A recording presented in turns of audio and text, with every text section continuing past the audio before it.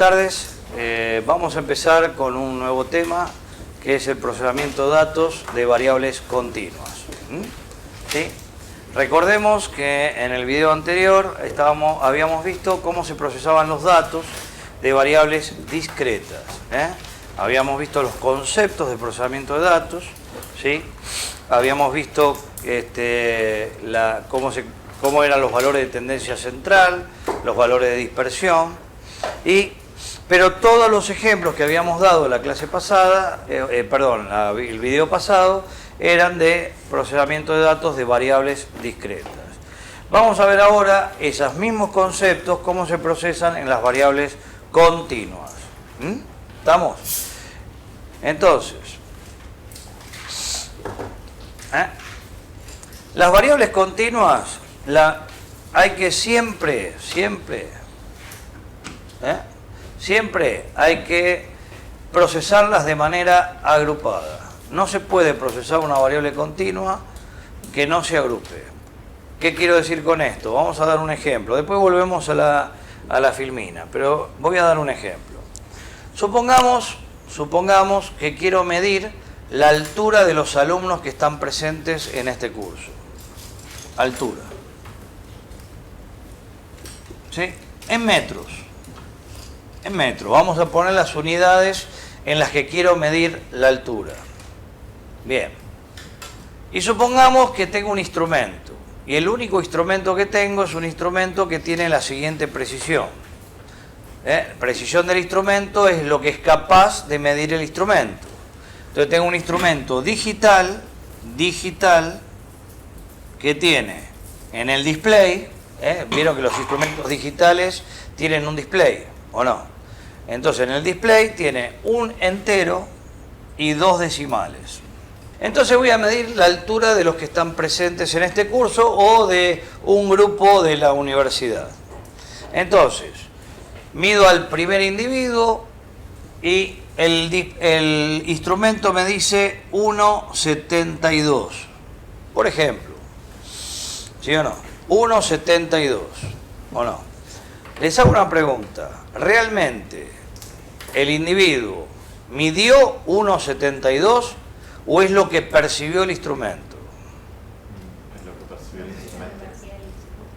Lo que percibió el instrumento. ¿Estamos de acuerdo o no? ¿Sí o no? Entonces, la pregunta es, ¿cuánto midió este individuo?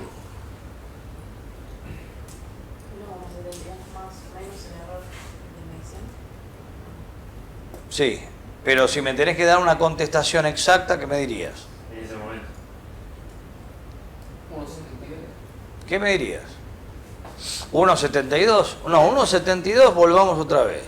Es lo que percibe el instrumento. Pero exactamente, ¿cuánto midió este individuo? No lo sabes. Fuerte. No lo sabes. No se sabe. ¿Entendido? ¿Está claro? No lo sé, porque el instrumento no es capaz de medirlo y no es capaz de percibirlo. ¿Estamos de acuerdo? Entonces uno dice, bueno, pero entonces usemos un instrumento analógico. Bueno, un instrumento analógico, la diferencia ¿cuál es? Que vos vas a tener una regla con rayitas, ¿o no? Y supongamos que el instrumento analógico puede medir 1,72, 1,73 y acá 1,71. ¿Estamos de acuerdo o no? Entonces hago pasar una persona, la persona se para y la cabeza le dio por acá. ¿Estamos de acuerdo o no? ¿Y cuánto entonces midió esa persona? Exactamente. 1,71 y un poquito más, porque no tengo rayitas en el medio, ¿estamos de acuerdo o no? Eso es lo que se llama precisión del instrumento. No tengo rayitas en el medio. Entonces no puedo decir cuánto midió este individuo, ¿estamos de acuerdo o no? Por eso se utiliza instrumentos digitales. Entonces, ¿qué diría el instrumento digital de este individuo? 1,71 o 1,72. ¿Estamos de acuerdo o no? Y ese es el dato que yo recopilo. ¿Sí? 1,72. Lo mismo con este individuo. Suponete que tengo un individuo que la cabeza me dio por acá. ¿Cuánto midió el individuo? No sé. Pero este instrumento digital, ¿qué va a decir? 1,72. O por ahí 1,73. ¿Estamos de acuerdo? ¿Estamos de acuerdo? Sí. Bien. Entonces, ¿entienden lo dificultoso que es estudiar una variable continua? Porque jamás voy a decir o voy a poder decir cuánto mide o cuánto es el valor exactamente. Entonces, lamentablemente, o no lamentablemente, ¿sí? Yo tengo que observar o estudiar a una variable continua en forma agrupada, pero no agrupada de cualquier manera, no agrupada de cualquier manera. ¿Cómo vamos a agrupar? De esta manera. Entonces, si yo tengo este instrumento, volvamos a este instrumento. Claro, alguien podrá decir, ¿y por qué no compro un instrumento mejor? Y es el único instrumento que tengo, ¿o no? Porque uno tiene que manejar el instrumento que tiene, no tiene otro instrumento, ¿está claro o no? Uno maneja el instrumento que tiene, y con ese instrumento tiene que hacer estadística. Perfecto. Entonces volvamos a este instrumento. Estamos de acuerdo que este instrumento puede medir alturas con la precisión del centímetro, ¿o no? Alturas con la precisión del centímetro. No puede medir milímetros, no tiene la precisión milimétrica este instrumento. ¿Estamos de acuerdo? Porque tenemos un decimal correspondiente a los metros y después 2 decimales correspondientes a los centímetros.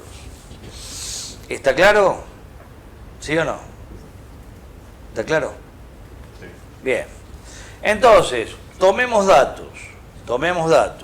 Entonces vamos a tomar, por ejemplo, 1,61, otro dato, 1,62, 1,63, 1,64, 1,65, etcétera. ¿Sí? Y uno pregunta, pero en realidad, el individuo que dice 1,61, ¿medía 1,61? No lo sé. ¿Estamos de acuerdo? Pero es el dato que tengo. Entonces, ¿cómo hace la estadística para poder transformar este dato que tiene una precisión determinada, que está dada por el instrumento, en convertirlo en un dato exacto y valedero? ¿Cómo hace la estadística para eso? Porque lo primero que tenemos que hacer es convertir ese dato que tiene una imprecisión o una precisión, como quieran decirle, o no, ¿sí?, en un dato exacto y valedero. ¿Está claro? Entonces el agrupamiento no se hace de cualquier manera. ¿Cómo se hace el agrupamiento? Por rangos de intervalos. Por rangos de intervalos. ¿Qué significa esto? Como yo sé que este individuo no mide exactamente 1,61, yo puedo hacer lo siguiente. Vamos a analizar los individuos que miden entre 1,60 y 1,63. ¿Está claro o no? Los que miden entre 1,60 y 1,63. Entonces, ¿ahí qué estoy haciendo? Estoy eliminando la imprecisión del instrumento y estoy analizando el verdadero valor. Porque estamos de acuerdo que este individuo medía entre 1,60 y 1,61, que está incluido en este intervalo. Este individuo medía entre 1,61 y 1,63 y está incluido en este intervalo, ¿o no? ¿Está claro? El problema, ¿dónde radica? En cómo armo esos intervalos. Se llaman intervalos de clase. ¿Cómo armo esas clases de observación? Bueno, ese es uno de los temas muy delicados de la estadística. Hay que sentarse y estudiar muy bien el problema para armar estos intervalos de clase. ¿Sí? Ustedes en la guía de ejercicios tienen el primer ejercicio para armar intervalos de clase. ¿Sí o no? Para que vean justamente esa dificultad. ¿Sí o no? Esa es la dificultad en la cual uno tiene que entender. Entonces, uno arma los intervalos de clase de manera que la variable continua sea continua. ¿Qué significa esto? Que si el primer intervalo va de 1,60 a 1,63, el segundo intervalo tiene que ir de 1,63 a ¿cuánto? 1,66. ¿Qué rango tenemos acá? 3, ¿o no? Y entonces acá, ¿cuánto le vamos a poner? También 3. 1,66. ¿Es obligatorio que los intervalos tengan la misma amplitud? Se llama amplitud del intervalo a la distancia que hay entre el límite inferior y el límite superior. ¿Es obligatorio que todos los intervalos tengan la misma amplitud? No. ¿Sí? ¿Es conveniente? Sí. Pero no es obligatorio. ¿Por qué es conveniente? Y porque es mucho más fácil el procesamiento de los datos. ¿Está claro? Pero no es obligatorio. Uno puede hacer intervalos de distintos rangos. ¿Está claro? Bueno, y entonces el otro intervalo será de 1,66 a 1,69 y así sucesivamente. ¿Estamos? Y acá viene un problema que por ahí están viendo. Si yo tengo un instrumento que tiene la precisión del centímetro y agarro este dato que está acá, que es 1,63, ¿dónde lo ubico? ¿En el primer intervalo o en el segundo intervalo?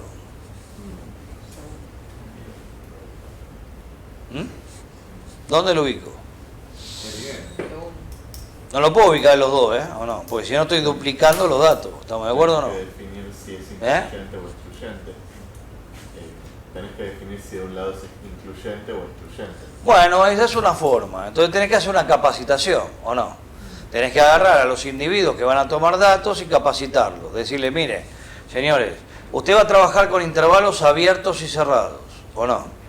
Entonces, usted dice, el límite inferior incluye el valor, el límite superior no lo incluye. Entonces, el primer intervalo va a ser desde 1,60 inclusive hasta 1,63. El segundo intervalo va a ser desde 1,63 hasta 1,66. ¿Estamos de acuerdo o no? Bien. Esta es una forma de hacerlo. Pero yo aconsejo otra. No se olviden que usted va a hacer la tabla para recopilar dos datos y esta tabla la va a usar otra persona. Entonces, por ahí, la persona se olvidó, ¿o no?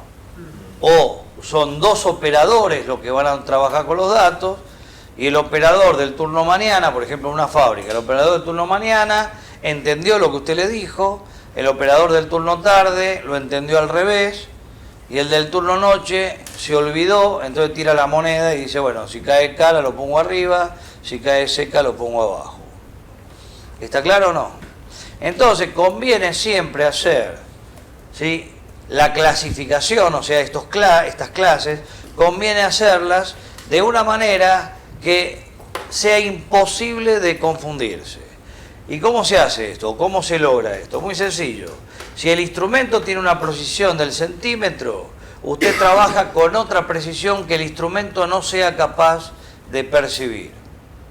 Por ejemplo, el milímetro. Entonces usted dice, el primer intervalo va desde 1,65 a 1,635. El segundo intervalo va desde 1,635 a 1,665. El otro intervalo va desde 1,665 a 1,695. Entonces, usted, de esta manera, ¿qué garantiza? Garantiza que este dato que salió del instrumento sea objetivamente ubicado en el intervalo que usted quiere. ¿Está claro o no? Porque acá ya no hay duda dónde colocar este dato, ¿o no? Entonces, si usted intervaliza con esta precisión, que no es una precisión que pueda detectar el instrumento, usted, este dato que va a salir del instrumento, sabe dónde ubicarlo, ¿o no? Entonces siempre conviene hacer un sistema de clasificación que el instrumento que va a usar no lo pueda percibir. Es conveniente, no digo que sea obligatorio, es conveniente. Y si no, va a tener que hacer una capacitación, como decía acá el compañero de ustedes, hay que hacer una capacitación, explicar lo que es un intervalo abierto y un intervalo cerrado, ¿o no? ¿Está claro? Pero conviene siempre hacer este sistema, porque este sistema nadie tiene dudas y nadie se confunde. ¿Está claro o no? ¿Entendido? Bien. Entonces volvamos a la filmina para explicar. Esto es importante porque si no tenemos en cuenta esta situación, ¿sí?, no podemos procesar los datos continuos. Porque el dato continuo que me viene del instrumento de medición no es real. Es una percepción o lo que pueda percibir el instrumento. ¿Estamos? Bueno. Vamos a la filmina, ¿no? ¿Sí? Dice, las variables continuas siempre se estudian de manera agrupada, en intervalos de clase, como acabamos de ver en el pizarrón. Deben ser agrupadas en intervalos de clase. ¿Qué es lo que dice esto? Acá dice eso, ¿o no?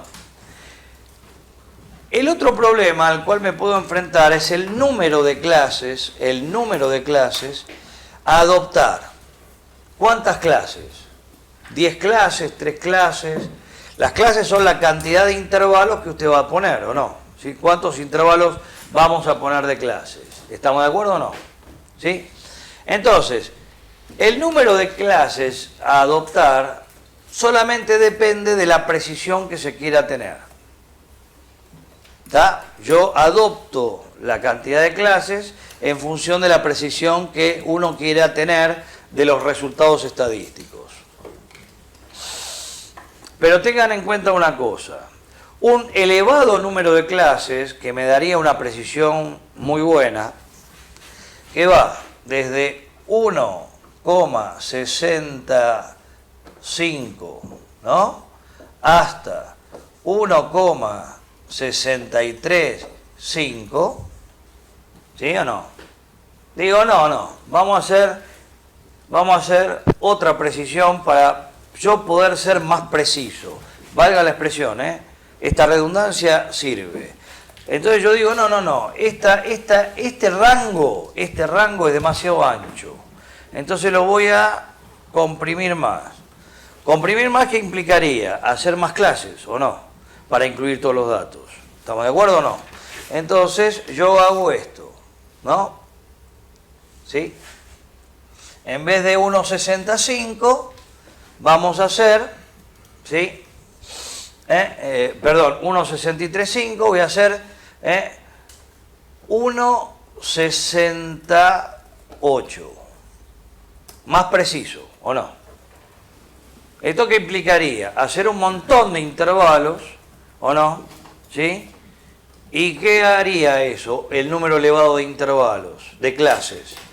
Van a aparecer irregularidades que no voy a poder manejar. ¿Qué pasa si digo, no, esto es demasiado chico? Entonces no, vamos a cambiar. Entonces borramos acá, ¿sí o no? Borramos y vamos a usar, ¿sí?, una clase de esta manera, desde 1,65 hasta 1,85.